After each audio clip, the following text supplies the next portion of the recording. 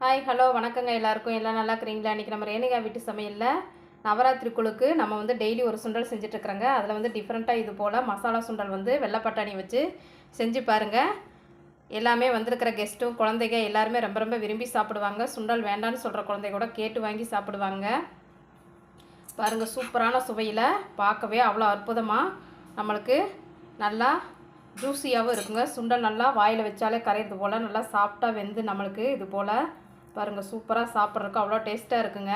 நம்ம பண்டிகை நாட்களில் தான் இப்படிலாம் செய்யணும்லாம் இல்லைங்க. நம்ம ஸ்கூல் விட்டு வரப்போ குழந்தைகளுக்கு சாயந்தரம் ஈவினிங் ஸ்நாக்ஸாகவும் செஞ்சு கொடுக்கலாங்க. ரொம்ப ரொம்ப ஈஸியாக சிம்பிளாக டக்குன்னு வந்து இது செஞ்சிடலாங்க. ரொம்ப டிஃப்ரெண்ட்டான டேஸ்ட்டில் டைஜஸ்ட் ஆகிறதுக்கு தேவையான எல்லா பொருட்களும் இதில் சேர்த்து நம்மளுக்கு கேஸ் ஃபார்ம் ஆகாமல் சீக்கிரமாக நம்மளுக்கு ஜீரணமாகிறது போல் இது செஞ்சுருக்குதுங்க.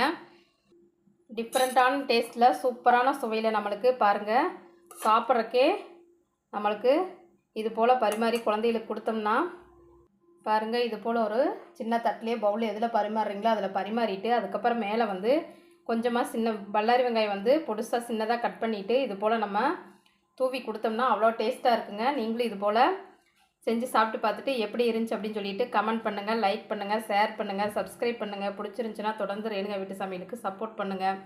நன்றிங்க. நாளைக்கு இன்னொரு சமையலில் நாம் சந்திக்கலாங்க.